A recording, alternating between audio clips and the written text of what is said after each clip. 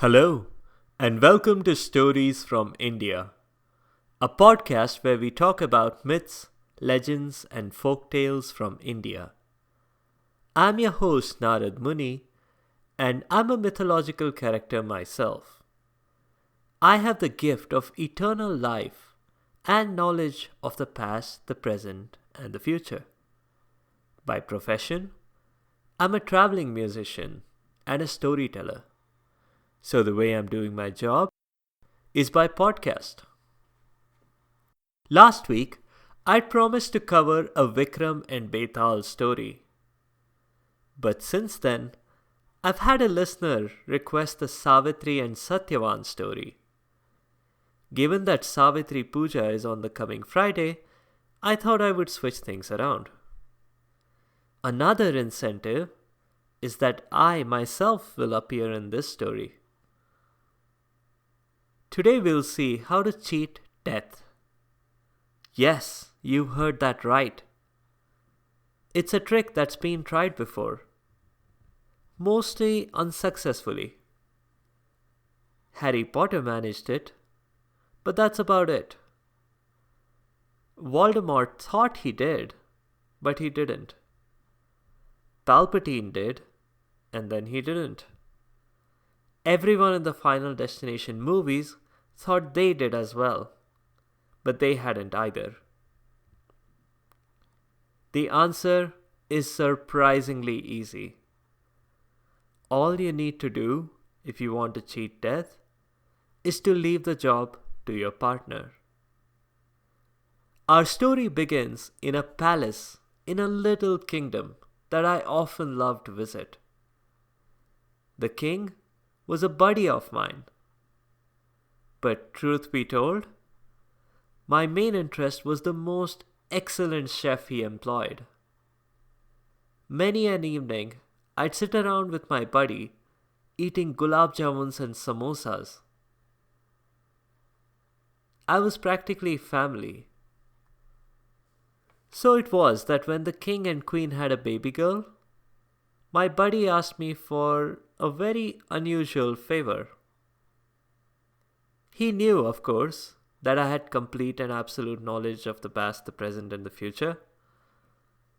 He wanted to know what lay in store for Savitri, his baby daughter. I knew he was going to ask, of course, and I didn't tell him. I brushed him off with some rather weighty words. With great power comes great responsibility and all that. But that didn't stop me from looking myself. And what I saw made me feel sorry for this little baby girl who was practically my niece. Years passed, and Savitri grew up to become an excellent human being and a very just princess. One day, it was announced that Savitri had chosen for herself a husband. Of course, I knew that would happen. And I did what a well-wishing uncle would have done. I told her what I saw in her future. Of course, I knew in advance that she had chosen a husband. And I knew the person she had chosen was Satyavan, the son of an ex-king who had lost his kingdom and his riches. I told her straight what else I'd seen. Satyavan was the perfect lad, but he was destined to die within a year of the wedding. The god of death, Yam himself, would carry him away when the time came. "Are you sure you want to go ahead with this?" I asked her. She thanked me for the heads up. She said we both knew what her answer was going to be, so she wasn't going to bother saying it. The wedding went on. The chef had excelled himself with the most wonderful desserts for the wedding feast. But to me, they just did not taste sweet anymore. After the marriage, Savitri went and stayed in Satyavan's hut instead of moving him into the palace. She adapted quickly into the role of wife to a blue-collar worker. Satyavan chopped wood in the nearby forest and sold that for their daily bread. When the appointed date arrived, the one I had told Savitri about, she accompanied Satyavan into the forest. She kept a close eye on him all the time. Satyavan, who had no knowledge of his approaching demise, was honestly a bit creeped out by his wife's behavior. While chopping his very first tree of the day, Satyavan suddenly felt extreme fatigue. He had to lie down for a power nap. Or so he thought.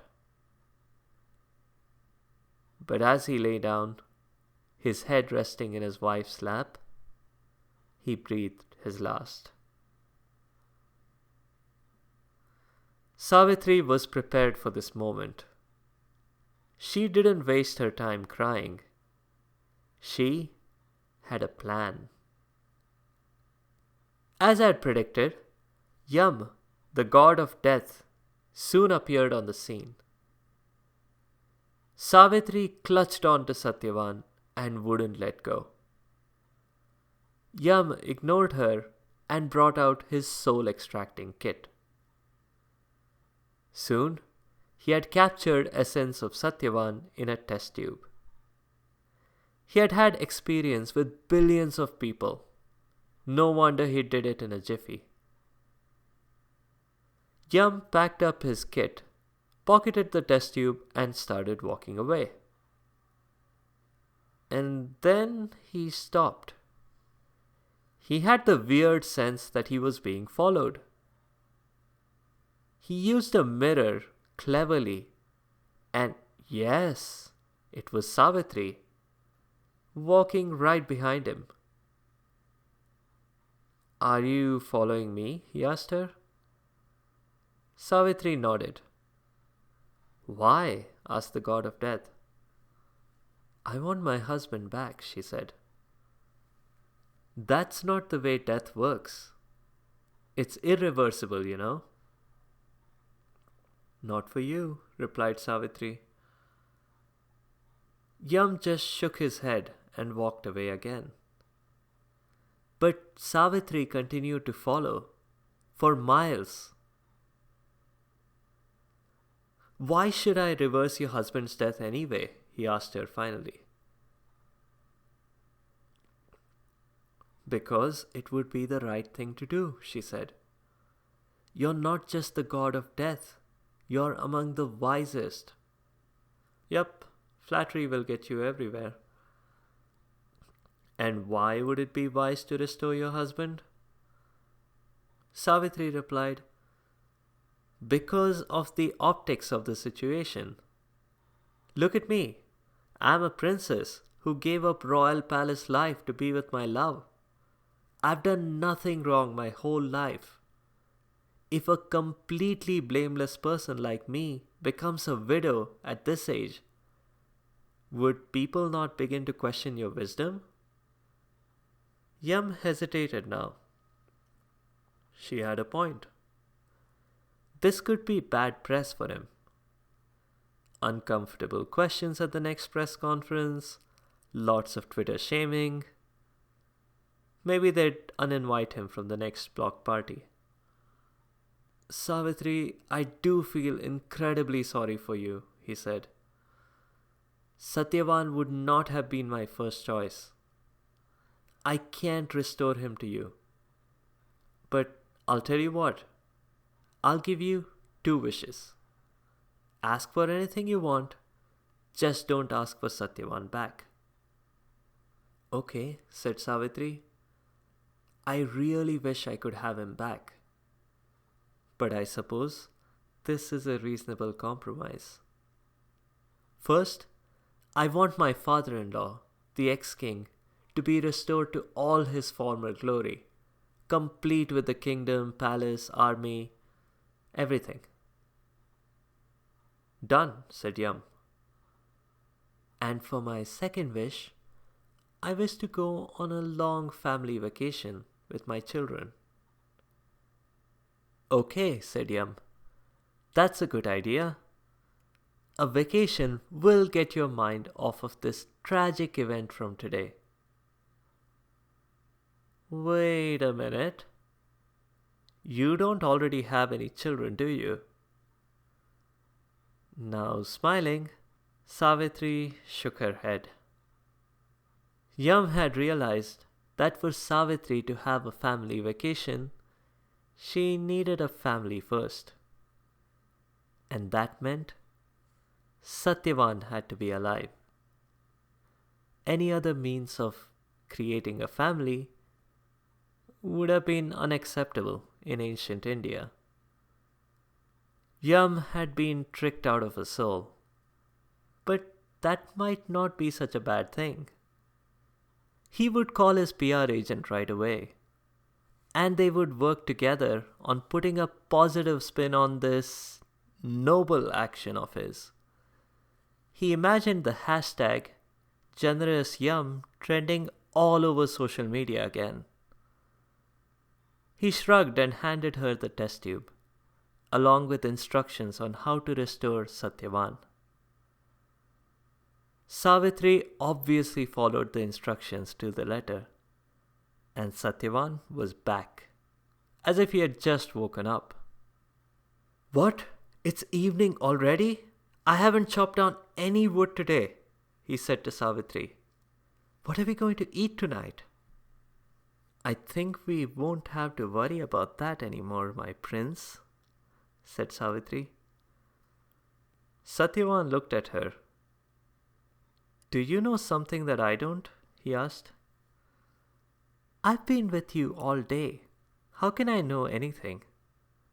Just call it feminine intuition, she said, as the two of them headed in the direction of her father-in-law's home. That was now a palace. That's all for now. A couple of notes on the show. Savitri Puja honors Savitri's actions on the day she rescued her husband.